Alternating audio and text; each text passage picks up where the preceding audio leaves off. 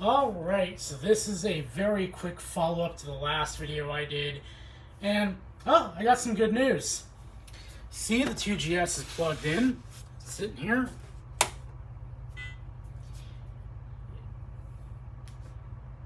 And it chimed. And if I turn on my test bench TV up here, we will quickly pan upwards. And you can see if we zoom in just a little bit, we have a 2GS start, and it's actually looking a little bit better because normally this TV, for some reason or another, can't handle the high resolution mode that the 2GS uses. So it usually freaks out right about now, but it's actually working somewhat okay.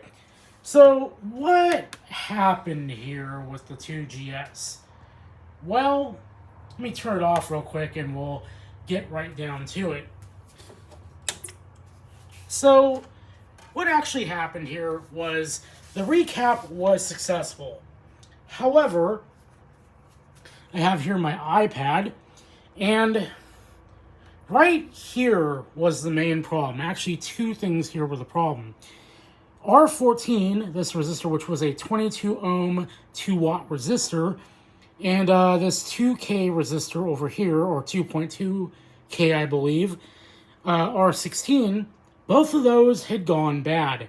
Well, R16 was actually almost out of tolerance. It was still technically in tolerance, but it's kind of getting there.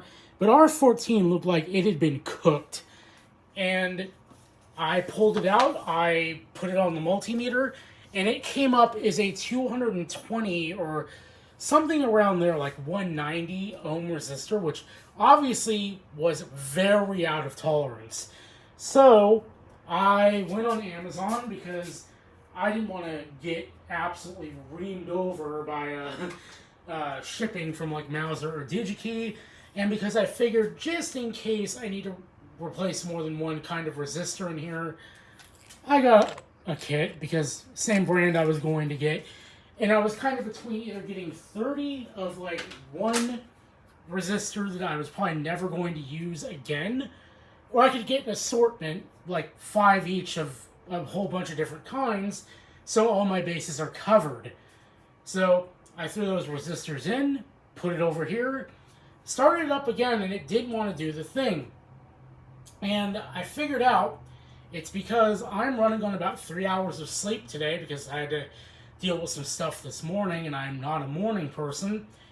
And when I installed the resistors, I accidentally put a 2.2 ohm resistor where the 2.2K ohm resistor should have been.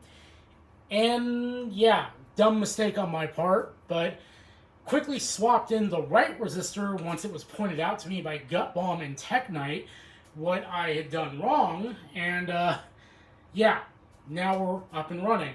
So now, at this point, I have to, not tonight, because I really need to get to sleep, build this SmartPort SD and get some of these cards in to start testing them out. And I just want to say a huge thanks to Tech Knight for this because, yeah, I posted the video to a Discord that we're in and tagged him, and I was like, hey, by listening to this, can you point out what's wrong with this thing? And within milliseconds, he was like, feedback loop. And turns out that was the problem. And that was being caused by a bad resistor. So now that we've got the resistors replaced, it's working great and awesome. And the only thing I really have left to do, if I choose to, because I haven't done it yet, because I've removed them in other power supplies and it's been generally okay, is the refa capacitors have been completely removed, and yeah, I haven't replaced them yet. I probably should do that at some point, but for right now, it works and runs, and I'm very happy about that. So one more time, just for good measure, let's fire her up. Let's see if we'll do, yep, that's what it was doing before. And my 2E does the very same thing when it's in high resolution mode because it has the high resolution upgrade, the RAM card that comes with the high resolution option on it, I guess. Again, I'm still very new to Apple II stuff, so I'm going to get this all wrong, but yeah, I have a 2GS that works now, and I'm very happy about it. So until next time, hopefully you enjoyed this, and I'll see you guys next time.